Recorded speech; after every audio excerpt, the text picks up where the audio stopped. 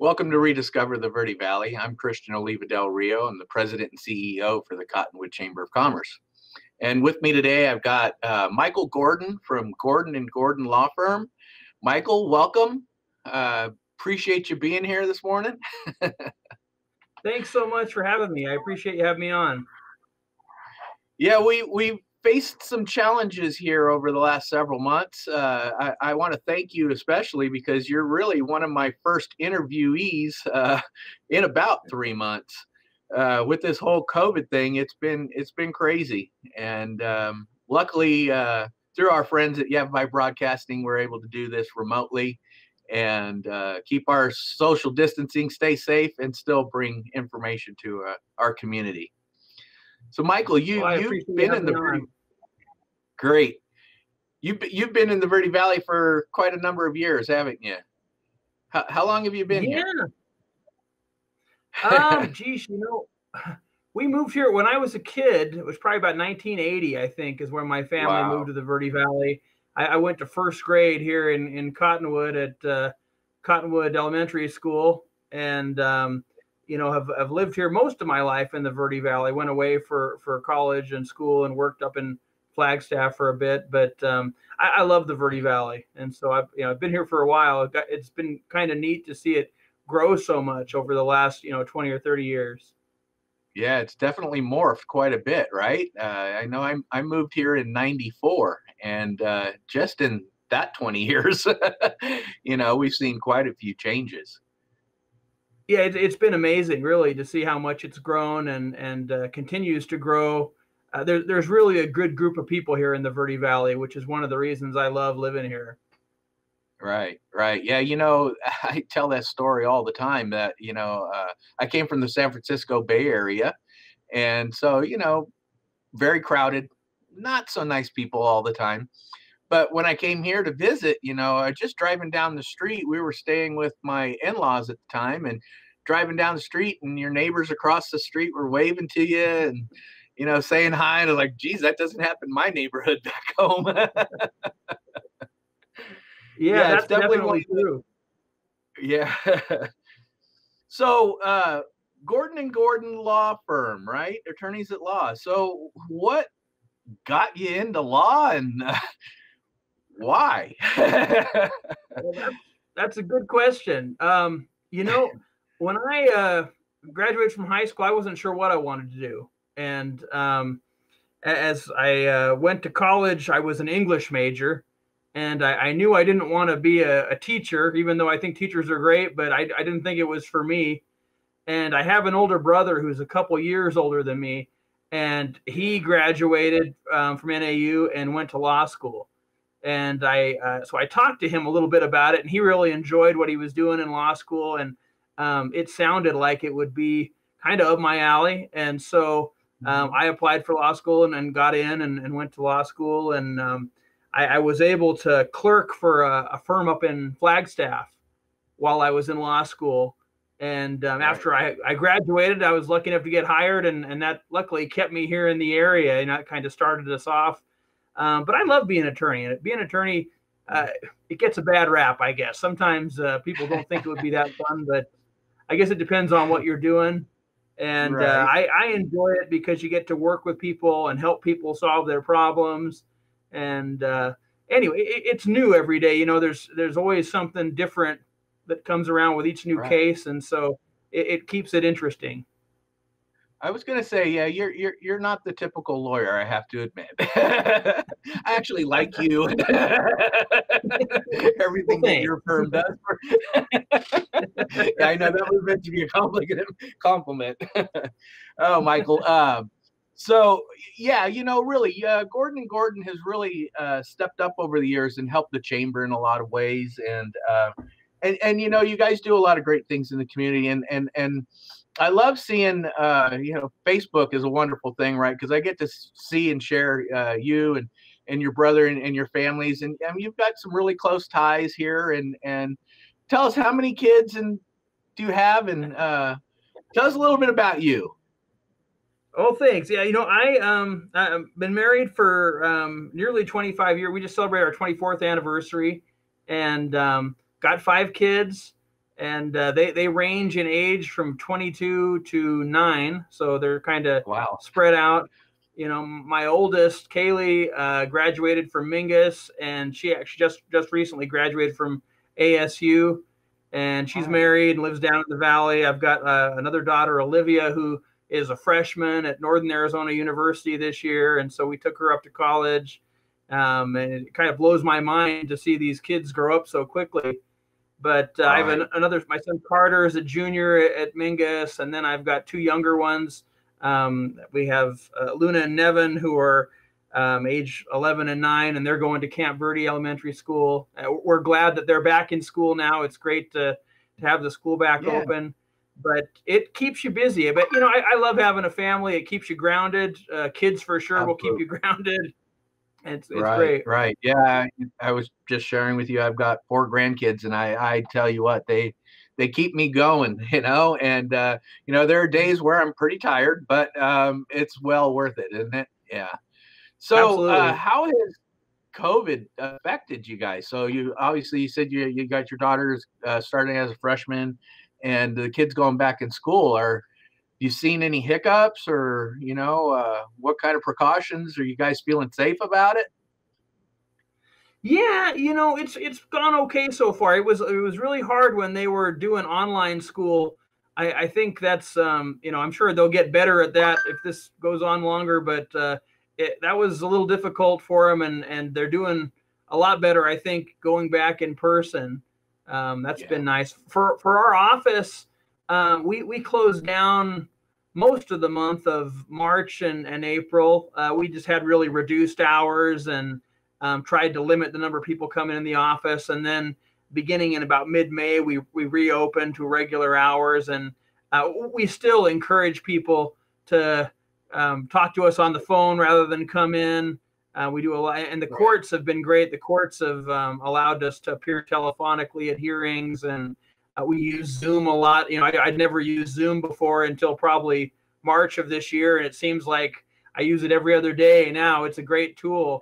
But yeah, I mean, those are some things that have changed. But at the same time, we've been lucky that it hasn't affected our business too much. I mean, things slowed down a little bit, but they've been picking up. Yeah. So, you know, I think that's the thing, is we've all kind of had to make that pivot and adjust. And I've actually been quite proud of, you know, our entrepreneurs and merchants and businesses here in Cottonwood and the Verde Valley. They've really taken the charge and done what they can to make people feel safe and keep things clean, and moving forward, doing the best for their business. So are you seeing well, tell us a little bit more about Gordon and Gordon. So do you guys specialize in one area, or do you kind of, what's the wide gamut of services that you provide? Can you tell us a little bit more? Sure. Well, you know, we live in kind of a smaller rural area, and so you have to be open to doing several things. You know, we don't have large institutional clients that we just work for one client. So my brother David's my partner. We work together, and we do different things. I do mostly real estate and bankruptcy and business law, and my brother David does mostly criminal law and estate planning. And you know, those are pretty much, that probably encompasses about 90% of what we do. We don't do any family law, and you know, there's some other areas of law we don't work in. But for me personally, yeah, bankruptcy, real estate, business law, and that seems to be enough to keep me busy. I know my brother thinks my practice is dull compared to his. You know, his criminal cases are a lot more exciting than my bankruptcy cases. But you know, it's good. We enjoy what we do. Yeah, and you do a good job of it too. So so tell me, what are you seeing, you know, as far as your client base now, with COVID? Are you having to unfortunately deal with, you know, anybody that might be having to file bankruptcy? I mean, are you seeing some of your clients that are struggling? Can you tell us a little bit more there? Sure. You know, unfortunately, because of the way things are with the economy and the pandemic, it has affected a lot of people, either people who were employed at businesses where they had their hours cut back dramatically, or people who have owned small businesses who have had to close their doors. And I think we're just now actually kind of coming into the fallout from all of that. I think for the last 4 or 5 months, people have been hanging on and kind of doing the best they can to get through these times.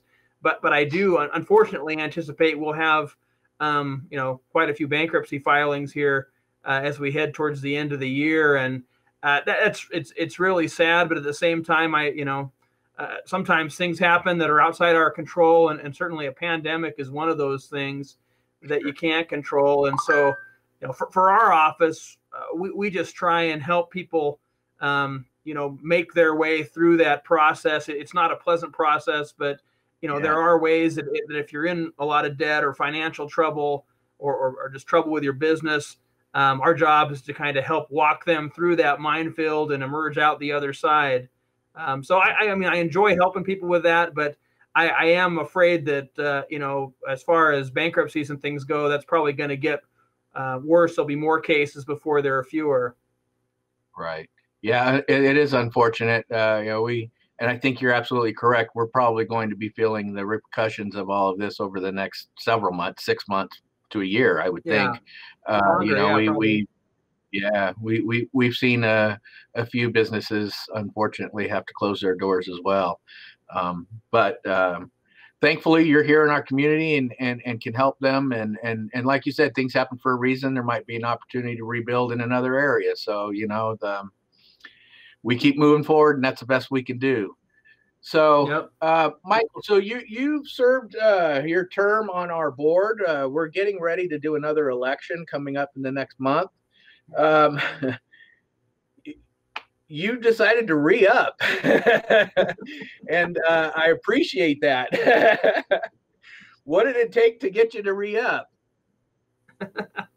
Well, it wasn't too hard a decision because, of course, you twisted my arm a little bit, but I enjoy working with the chamber. This has been my second time on the board. I served a 3-year stint, 5 or 6 years ago, and then had an opportunity because of a vacancy to serve on the board this time for a little bit. And it's just a great opportunity to associate with good people. There are so many good people that are involved with the chamber, and the board is made up of people that care about the community, and it's an opportunity for me to be involved in what's going on. That's one thing I missed when I wasn't on the board, is I didn't feel nearly as connected as to things that are happening in the community when I wasn't doing that. So that part of being on the board has just been a lot of fun for me and a really good experience. And so when you weigh that with the time commitment of being on the board, I think it's a no-brainer. It's a great experience, and so I certainly wouldn't mind continuing to serve in that capacity. Well, we sure do appreciate it. You've been an excellent asset to us, and we're going to let people know that we're going to be sending ballots out here in the next month, and Michael is one of our candidates. Incumbents, and he's done a lot of great things for us here at the chamber, and we sure do appreciate your time and looking forward to you coming back on. Unfortunately, we are out of time. I told you it would go really quick. And few things we didn't really get to cover, but I would love to have you come back and we can talk some more and get to know more about Gordon & Gordon, and hopefully I can twist your arm a little harder and see if we can get you in that chairman position. You have to twist it pretty hard. It's pretty hard. All right, Michael. Well, I do appreciate your time, my friend, and we will talk again very soon. Okay. Thank you so much. Have a good day. All right.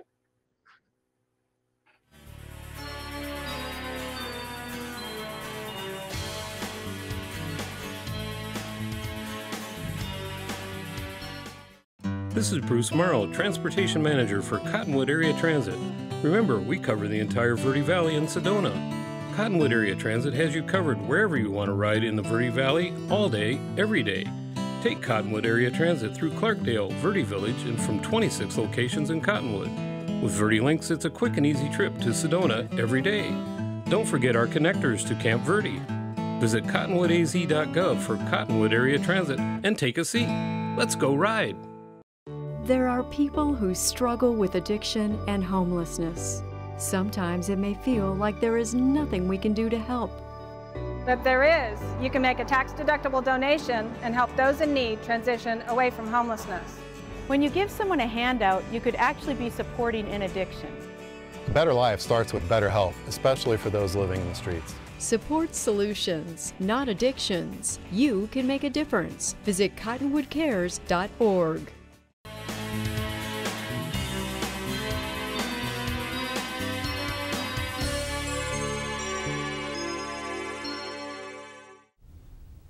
Welcome back to Rediscover the Verde Valley. Again, my name is Christian Oliva Del Rio, and I'm the President and CEO for the Cottonwood Chamber. With me this afternoon, I've got Mark Tufte with Foothills Bank. Welcome. Thanks for having me, Christian. Yeah. So Foothills Bank, for those that have not seen the big signs come in and everything, it used to be State Bank and Country Bank originally, right? That's correct. Yeah. Yep. So Country Bank's been in our community for quite some time, quite a few years. Tell us. It has. So, you know, we were originally Country Bank, and we were Country Bank for right around 8 years, and then we merged with a bank called Mojave State Bank, right, which was another small community bank just like ours. And it increased our footprint, so our customers could travel a little bit more and still be able to be served by our customer, by our bank. Then we merged on March 30th of this year. Oh no! With Foothills Bank, so that was quite the experience. You couldn't have picked a better time. Yeah. And so what's nice is Foothills Bank has this belief of allowing its brands to be independent and operate as community banks, but provides us the resources of a larger bank. It's a $13 billion parent company. Right. So we get the resources that offers us. So that part's been really, really nice and beneficial to us. Right. So Mark, tell me a little bit about yourself. So you've been in the Verde Valley for how long? Just about? I've been here about 13 years. Right, right. So actually that's right when I started with the Chamber. So I think that's when we may have first met. And you've been in banking for quite some time, haven't Over you? 20 years. Wow. Yeah. You like numbers or something, or just money? You know, I like the experience of the numbers, but also helping people understand those numbers. Right. Yes. So. And that's a big part of it. You know, you guys are offering some pretty great deals for our locals as well, right? Through Foothills Bank. You've got some no-cost checking accounts and business accounts. That's correct. So we actually call them, they're actually called totally free checking. And that's for businesses and for personal customers. So if you're getting a service charge for your personal checking account or for your business, right, switching to us allows you to have a free account, so you have instant savings just like that. Yeah, so that's excellent. It's a really great opportunity for people. So tell us a little bit more about you and your family. So like you said, so 13 years you've been here. You've got kids in school and all that. Yeah, you know, it's funny. I arrived to the Verde Valley right before the housing crashed, and it was amazing for me to see the resiliency of our community, how they struggled through it, but you know, we survived it, and you can see that today we're fighting right now, right? But you can see that they're working hard and they're going to make it through. On a personal note, my wife's a teacher at the school district, and I have a daughter that's an incoming freshman. This is her first year at the high school. We've really enjoyed the river. The river's been a wonderful thing for us to either go kayaking or just swim around in. And we love the fact that you're a short distance, an hour away from Prescott, Flagstaff, Phoenix. We really live in a wonderful community. We do. The heart of the Verde Valley and the heart of Arizona wine country, right? Those are our slogans. So, and that's something that has always kind of struck me with you and Country Bank, the Chamber banks we started with Country Bank and now with Foothills, is that it is a community bank. It is a local bank. It's like Cheers when you walk in and everybody waves to you, and I really love that. So you've got a really special team that worked for you there. Yes, I have a team of all-stars. I've been fortunate that a lot of my team has been with me the full 13 years. Right. I have Orlando, who's been with me 13 years. Wonderful guy, great listener. Right. Susie Contreras, she's been with me for 13 years. Another one of those ones that is all about customer service. Rebecca Hernandez. Right. 13 years, yeah, all about taking care of the customers. And then I've been fortunate enough to add some more, you know, basically refresh my all-stars, and I added Danielle Lodmell in December, and that's been just an amazing pickup for us. She's just a wonderful person in general. Right. And then I have 2 young, what I would call all rookies. Yeah. And they just joined us. It's their first year in banking, but they're so passionate and they're working so hard. I'm just really, really excited about what we have going. That's excellent. Yeah, I love it. And like I said, it's always friendly and welcoming in there. And you know, and I think I may have shared with you the other day is that your all-star team. So Susie, every time I call the bank, she's asking me when I'm going to come in and sign up for my free account. You know, and yeah, so you know, I love that.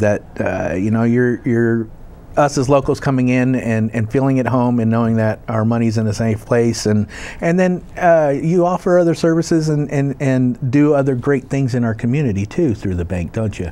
Yeah. Share some of that. So you know, for example, I personally stepped up during the payroll protection plan, and I helped fund over 150 of those for over $10 million for our Verde Valley. Right. And that was people from Camp Verde, Sedona, Cottonwood. I opened the bank on Saturdays and Sundays so that I could help them and get those processed as fast as possible.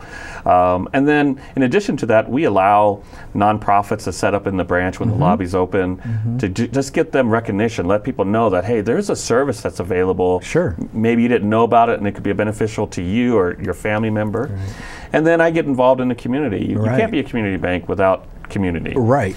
And so either through the Rotary Club or different efforts, we do a lot of things. One of the things that we do is financial literacy. We sponsor financial literacy for several of the schools in our district. Yeah. Mingus Union High School is one of them.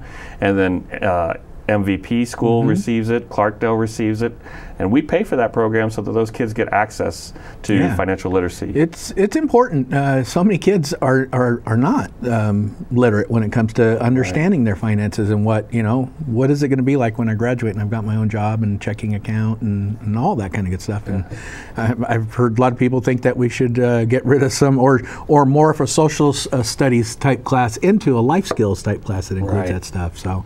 And it's not just those community connections and everything. You're always thinking outside the box. We were just having a conversation this morning, you and I, about the possibility of working with the high school and the graphic medias, right? And there are a lot of great ways for our community and our business community to come together and work with the high school. So looking forward to hopefully that panning out, right? Absolutely, absolutely. There's just so much talent in the Verde Valley that we need to capitalize on and bring people together. And that's where I think the Chamber can really step in. I think for me, with the Chamber, these last couple months have really truly shown how important the Chamber is. By providing that information, there was just so much going on and people were struggling for where do I get this information? And the Chamber was just constantly pushing that information out to all the members. And it gives you some sense of calm when you know that, okay, I can rely upon this source to help feed me that information and I can figure out where I'm going. Right. Thank you for saying that. It was kind of a confusing time there for sure, and we were lucky enough, being the Chamber, that we were included in that loop, and so we were getting a lot of those guidelines and stuff from the state, so it made it a little bit easier to get it out. But you're right, a lot of people didn't know really where to turn, and I'm glad that we could provide that service. So you've been on our board for quite a while. It's like twice you've served, right? Twice. I was on the board, came off, and then I came back on. Yeah. And you're running again. I am. What's the matter with you? I said the same thing to Michael earlier. It's like, did I twist your arm enough? And can I twist it a little bit more? Maybe get you on an officer seat. But yeah. I think part of it is with all that's going on right now. The Chamber is going to become even more important and is going to really what I hope to see is that we're really going to continue to be that business resource, and see where we can expand upon that so that we can truly help all those businesses as they're navigating this tough time. Because we need everybody. We do. And if people aren't losing jobs, then they're able to shop, and if they're shopping, then the other businesses are doing well. Right. So I'm just really. That's where my focus is, and I'm really excited to see what the chamber can do, and I want to be a part of that. Yeah. Well, and I think that was part of my arm twisting with you, was that you've got a unique perspective, when you come in and working with us on the board. And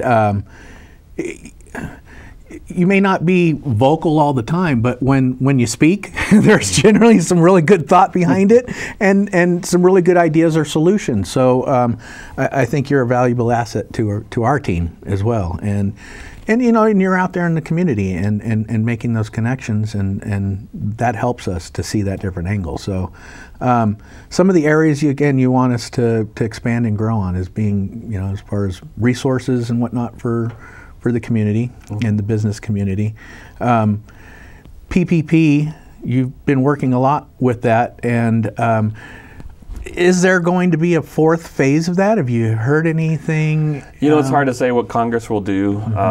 The last last form of it included another round of it, although it was going to have some new rules attached to it. So, for example, if you had already received the PPP, in order to get another round of it, you would have to demonstrate that you have truly been financially impacted, and you'd have to provide financials to show that.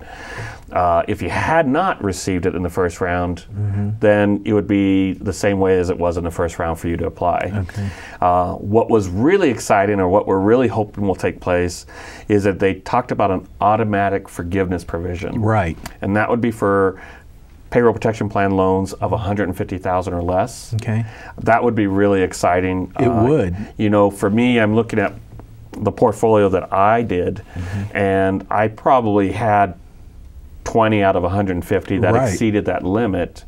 Right. So for a lot of those companies, that takes one thing off their plate. It is. That's huge for a mom and pop shop that is barely making it and struggling how we're going to figure out how to make it to the next phase, and that would help tremendously. Right. Wonderful program, really helpful to them.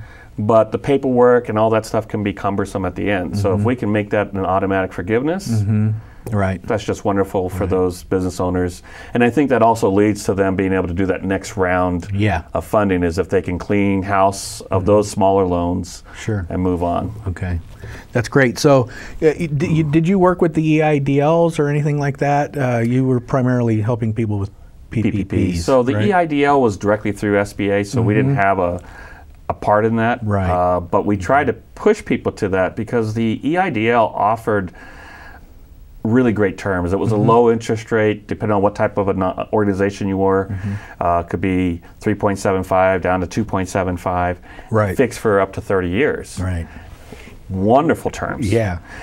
Let's express, what is the EIDL, emergency? It's the Economic Injury Disaster Loan There Program. we go. And then the PPP is Payroll Protection Program. Okay. Plan. Yes. Okay. A lot of acronyms. Right, but that's good for people to know. Maybe we always are talking in acronyms, so we got to clear that up for them. So, absolutely. So if somebody needed some help with that stuff, you could potentially be a resource for them.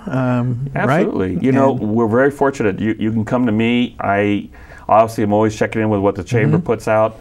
I also check to see what the Small Business Development Center puts out.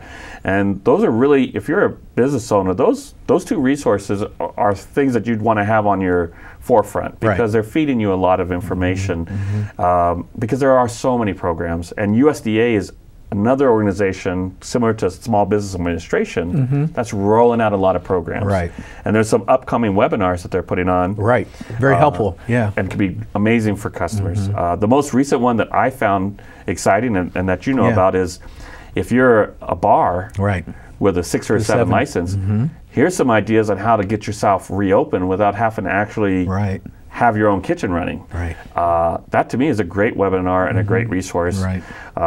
So I'm excited about those types of things. Yeah. So I hopefully, if you're a business sitting back, you're watching and you're like, oh man, make sure I become a chamber member and get on that that list of information from the SBDC. Absolutely. So it's cottonwoodchamberaz.org. And Mark, we've reached the end of our time in this segment. Wonderful. I know.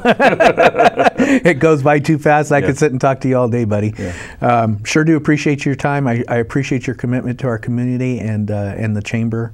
And looking forward to you getting reelected to our board. We'll see, hopefully. Vote for Mark, everyone. All right, thank you. Thank you.